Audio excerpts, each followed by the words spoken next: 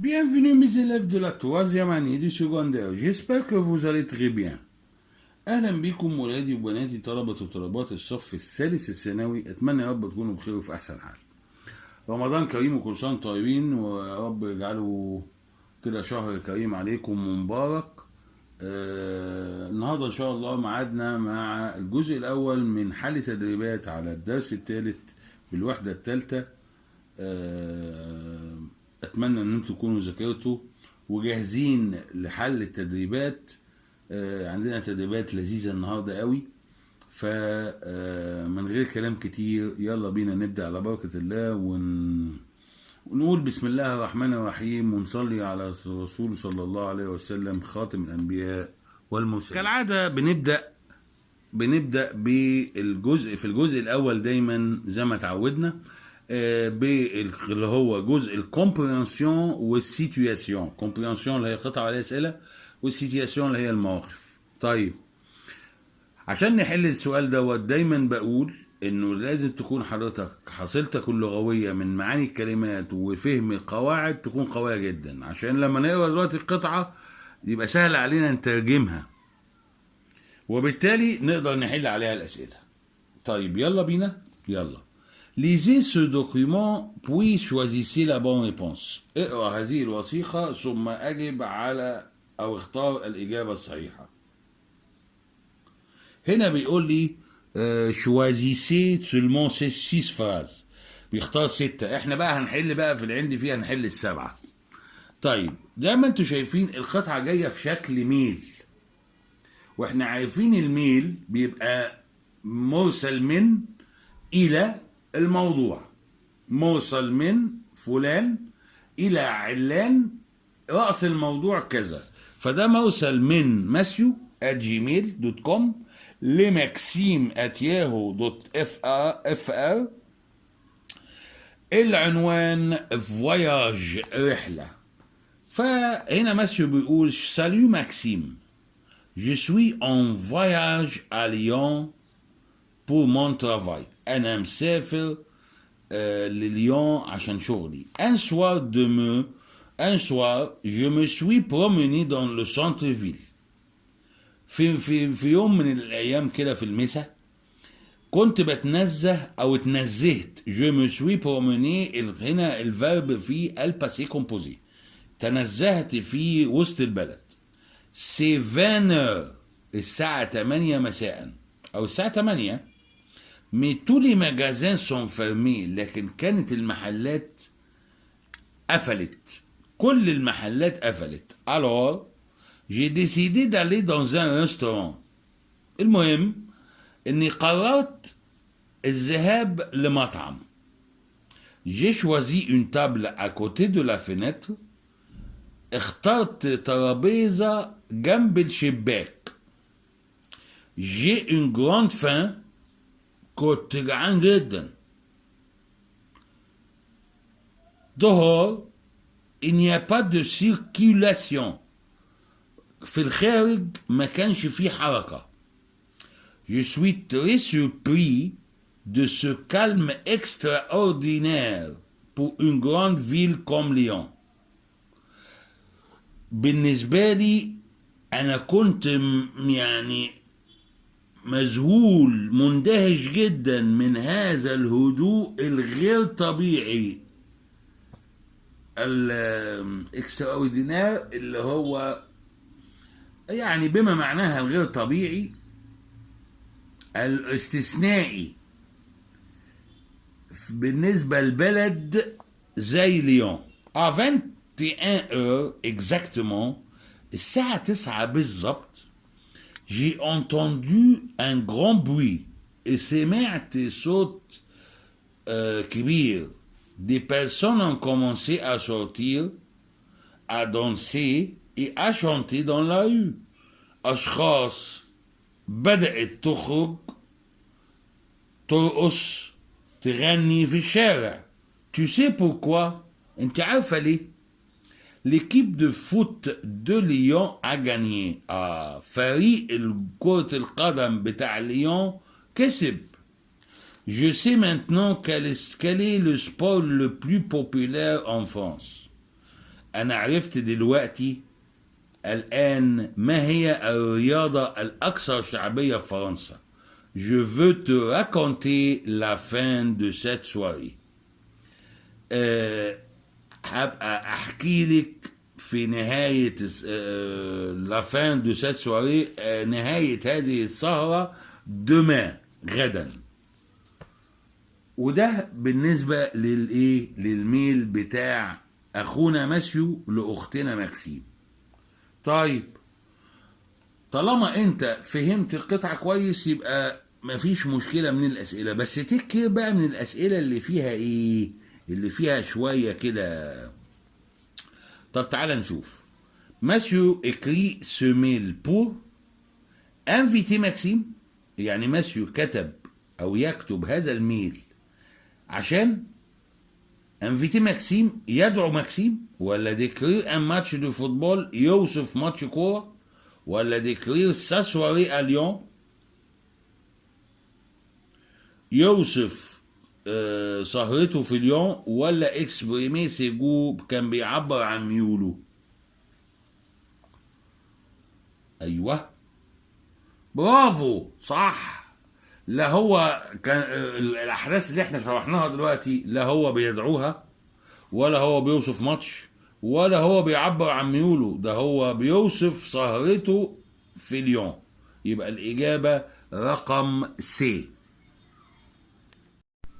طيب رقم 2، ماسيو أبري سون ديني، ماسيو تناول عشاءه au club de Lyon، dehors la maison، au club de Lyon يعني في نادي ليون، ولا خارج المنزل، ولا في أسون ترافاي في عمله، ولا شي ماكسيم عند ماكسيم. واحد يقول لي من اللي عرفته من القطعة يا مسيو انه ولا واحدة من كل الكلام دوت.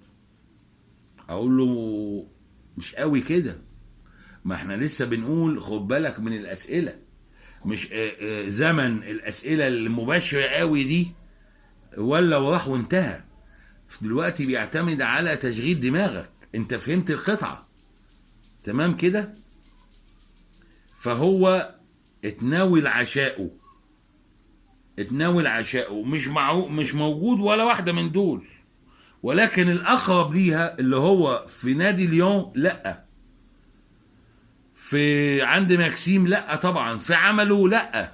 هو كل اللي قاله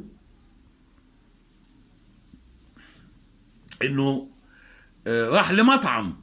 طب المطعم ده جوه البيت ولا بره البيت؟ بره البيت. يبقى الإجابة الأقرب الإجابة رقم ب دهور لا ميزون. طيب والنبي حضرتك دلوقتي لو فهمت كله ما فهمتش كلمة دهور، خارج المنزل. ساعات والله بتحصل قدامي وحصلت مليون مرة، آلاف الطلبة على كلمة ما يعرفش يختار الإجابة زي دهور دي. فعشان كده أرجوكي ما تستهونوش بالحصيلة اللغوية. اللهم بلغت اللهم فشل. طيب رقم 3 أو تير دي سوار، الساعة 8 بالليل، تو نقط سون فيرمي، كل نقط قافلين. هم مين دول؟ الريستوران، المطاعم، ولا السينمات، ولا لمجازان المحلات، ولا لكافيه القهاوي؟ مظبوط كلام سيادتك يا فندم، الإجابة تولي مجازان. كل المحلات الساعة 8 كانت قافلة، وده كان عامل لماسيو حاجة عجيبة جدا. 4 نقط le sport le plus populaire en France، نقط بتكون الرياضة الأكثر شعبية في فرنسا.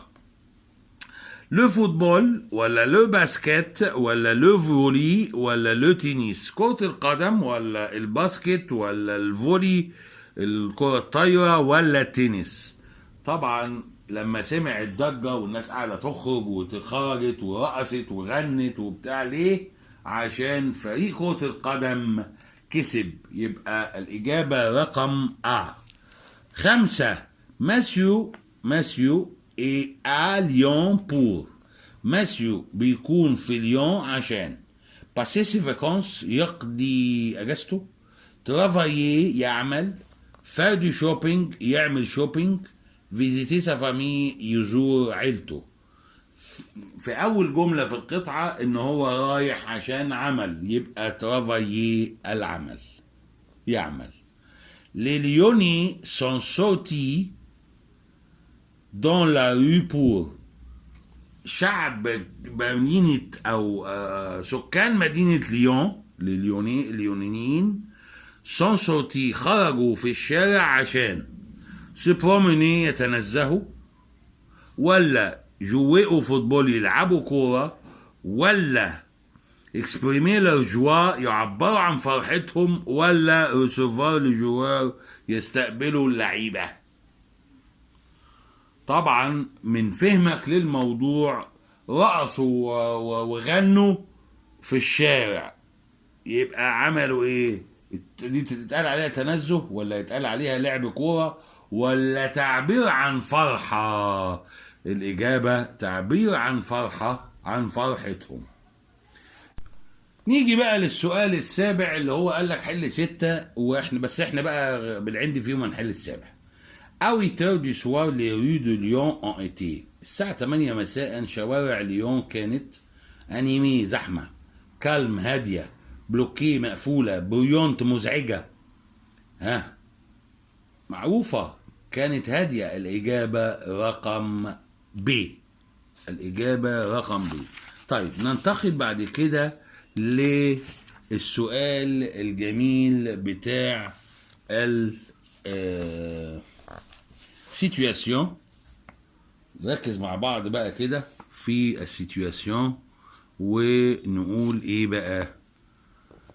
السيتواسيون يا سيدي بيقول لي طيب سيتواسيون دوت عايزين بقى نركز في حته كده عشان انتوا كلكم بتقعوا فيها، اللي هو فو ديت وايل ديت وقال ديت والكلام دوت، اللي هو لو لقيت مش عارف.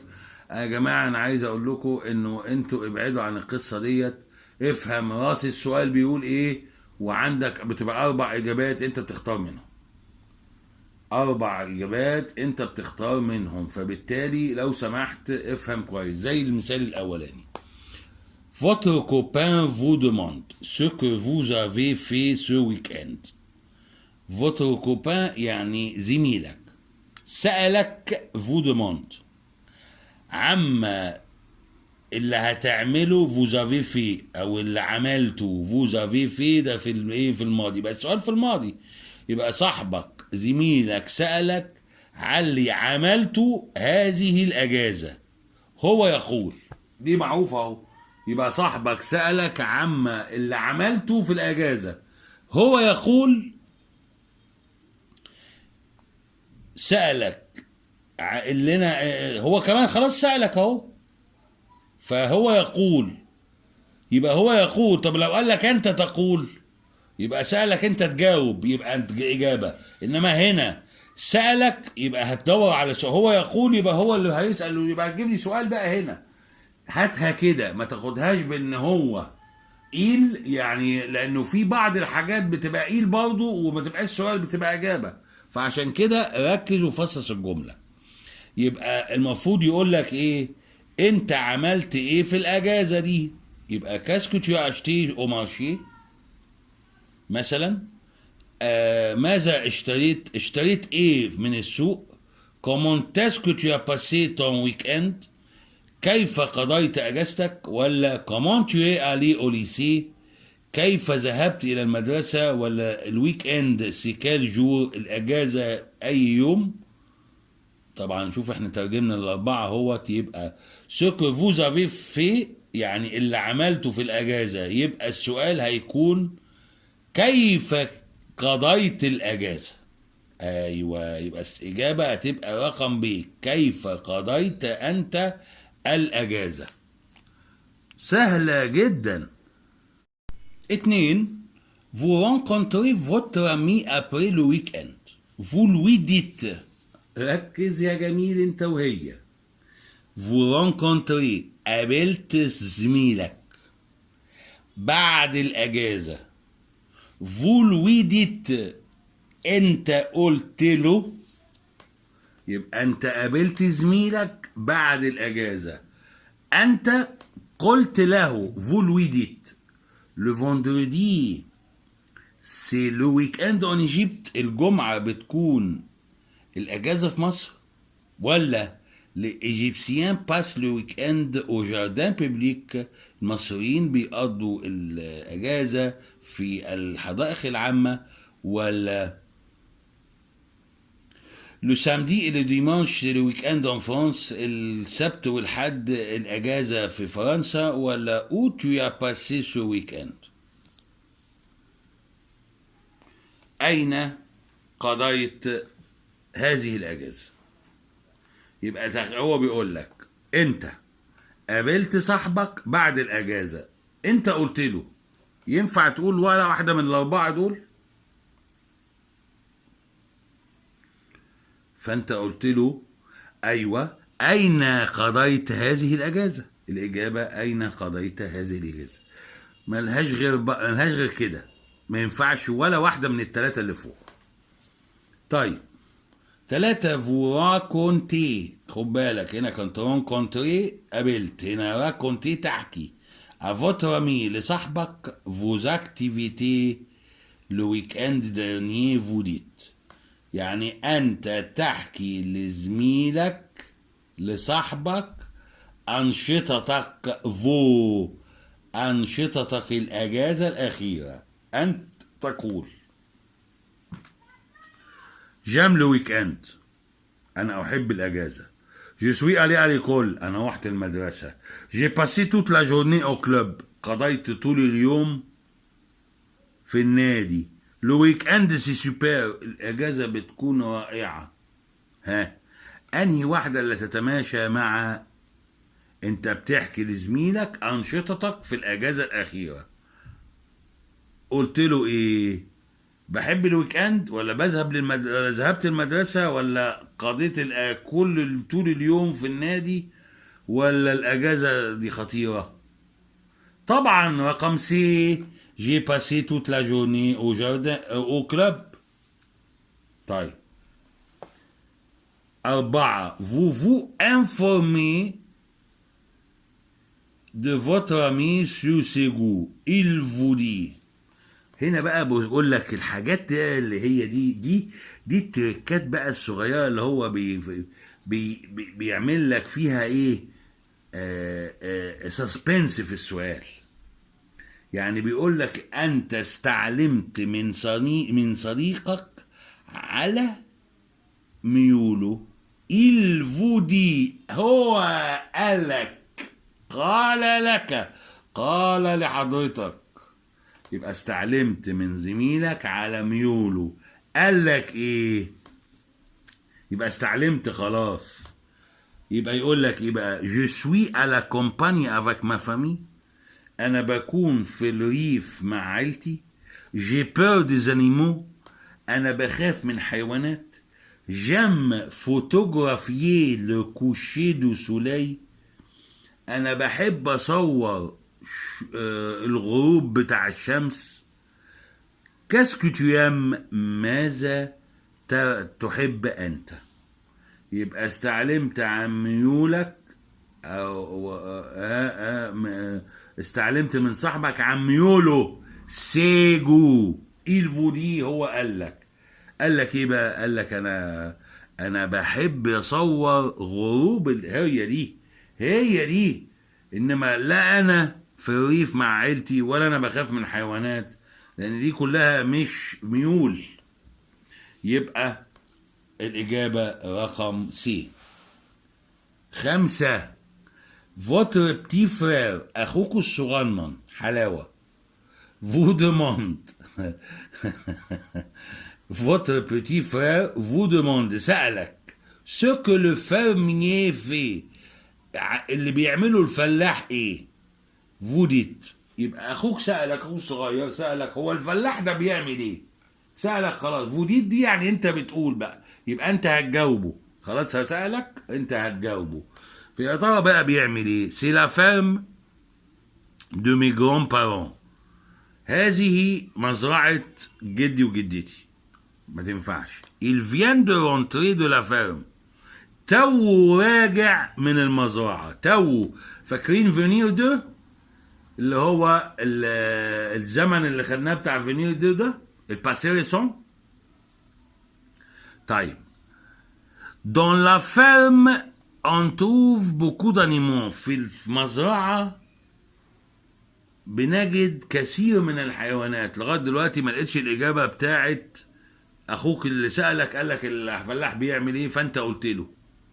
4 الكولتيف لي شون هو يزرع الحقول. أيوة هي دي الإجابة البديهية. يبقى الإجابة رقم دي. 6 Vous demandez à votre ami ce qu'il a fait à la compagnie. Il dit. أنت سألت صاحبك ce qu'il a fait اللي على اللي عمله في الماضي في الريف. il dit. يبقى سألت صاحبك ايه اللي عمله في الريف. il dit هو يقول. يبقى أنت سألته هو هيجاوب. تعال بقى نشوف الإجابات. j'ai fait du skate. أنا بمارس التزلج. je fais du vélo. بمارس رياضة الدراجة أو ركبت العجلة. je fais du ski. تزلج برضه. j'ai fait de l'escalade. التسلق. تسلقت. يبقى اتزلجت مرتين ولا ركبت ده فين؟ على كومباني. يبقى لا تنفع سكيت ولا سكي ولا سكالات تسلق وانت مش رايح الجبلايه. انما الكومباني ريف في الدروز اللي خدناها انا ممكن اركب عجله في اللي فين بلف فيها في الحقول. يبقى جي في دو فيلو. 7 votre ami vous demande. votre ami صاحبك سألك ce que vous avez fait à la fête. على اللي عملته في الحفلة. يبقى صاحبك سألك على اللي عملته في الحفلة. فوديت انت بتقول. يبقى هو سألك خلاص وطالما هتقول يبقى هتجي وتقول إجابة. يا ترى هتقول ايه بقى؟ يا ترى هتقول ايه؟ on a fait des courses. الله احنا اتسوقنا. يعني في الحفلة عملت ايه في الحفلة؟ اتسوقت في الحفلة ما تنفعش. on a envoyé des invitations. أرسلنا الدعاوي. لا. on a chanté et dansé. غنينا ورقصنا. اقف عندها. on a écrit les invitations. كتبنا الدعاوي. يبقى لا اتسوقنا ولا أرسلنا الدعاوي ولا كتبنا الدعاوي. يبقى عملت ايه في الحفلة؟ رقصنا وغنينا. يبقى الإجابة رقم سي. تمام كده. الإجابة رقم سي. نيجي بعد كده لرقم 8. 8 بتقول لي vous demandez à votre ami. سألت صاحبك ce qu'il a fait après la fête. على اللي عمله خلاص ماضي بعد الحفلة. il dit. يبقى أنت سألت صاحبك على اللي عمله بعد الحفلة هو يقول. يبقى السؤال اتذكر وهو طالما il dit يعني هيجاوب. j'ai préparé des gâteaux. j'ai préparé les gâteaux. بحضر التورت. يبقى هي بعد الحفلة حضر التورت. ابعد. j'ai décoré la salle. الله. يعني أنا بزين الصالة. بعد الحفلة بزين الصالة ما تنفعش. j'ai mis les photos de la fête sur mon blog. الله. ده أنا بحط صور الحفلة على مدونتي. طب اركنها شوية نشوف الأخيرة. j'ai accroché les rideaux. بعلق الستاير. يا راجل يعني بعد الحفلة بعلق الستاير. يبقى j'ai mis des photos de la fête sur mon blog. يبقى بعد الحفلة اللي حصل ان انا بحط صور الحفلة على المدونة بتاعتي. رقم 9 votre ami vous demande ce que vous avez fait l'hiver dernier. صاحبك سألك على اللي عملته الشتاء الأخير. أنت تقول. يبقى صاحبك سألك أنت ايه اللي عملته الشتاء الأخير. أنت تقول ايه بقى؟ يا ترى في الشتاء الاخير ده هتقول له جي في دو سكي على مونتاني، انا مارست تزلج على في الجبل، ولا جي في مون ديفوار، انا عملت الواجب، ولا ليفر سي لا سيزون لا بلو فراد، الشتاء هو الفصل الاكثر بروده، ولا الشتاء سي ما سيزون بريفيري، ده فصلي المفضل. يبقى واحد سألك بيقول لك عملت ايه الشتاء اللي فات، تقول له ايه؟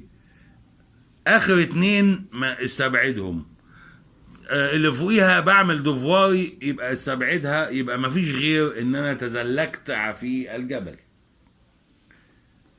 طيب يبقى الإجابة رقم 10.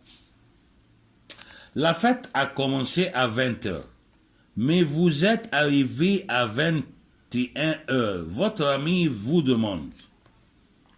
يعني بيقول لك الحفلة ابتدت الساعة 20 اللي هي 8، انت وصلت 9، صاحبك سألك ايه بقى؟ يا ترى هيسألك يقول لك ايه؟ Quand la fête a commencé، متى الحفلة بدأت؟ ولا comment a été la fête، كيف كانت الحفلة؟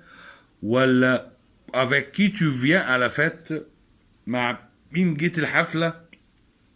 ولا pourquoi tu es en retard، انت ليه اتأخرت؟ الله عليك يا حبيب والديك اللي جاوب وقال الإجابة رقم دي. فعلا هي الإجابة رقم دي، لأنه الوحيدة. واحد انت الحفلة بدأت 8، سيادتك وصلت 9، صاحبك يقول لك ايه؟ انت اتأخرت ليه؟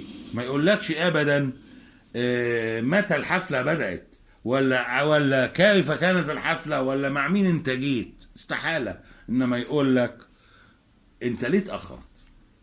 وبكده نكون انتهينا من الجزء الأول من حل تدريبات الدرس الثالث من الوحدة الثالثة، ثالثة ثانوي 2022 2023. استعدوا للجزء الثاني، لأن الجزء الثاني ضرب نار في الجرامير، وفي ازاي نحل سؤال الميل والسيجي اللي هو الموضوع. ذاكر كويس. رمضان كل سنة وانتم طيبين، ما تضيعش الوقت فيه يا كابتن انت وهي. رمضان ما ناكلش كتير، ما ننامش كتير، ما ناكلش كتير، ما ننامش كتير. نفس الفيلم اللي انت كنت عامله لنفسك في غير رمضان امشي عليه. بالعكس، رمضان هينظم لك الوقت. رمضان مش هتاكل كتير، مش هتنام كتير، فمخك هيستوعب معلومات اكتر. اوعى تضيع رمضان في غير المذاكرة والتعبد. اشوفكم ان شاء الله في الجزء الثاني من حل التدريبات. À bientôt tout le monde et au revoir.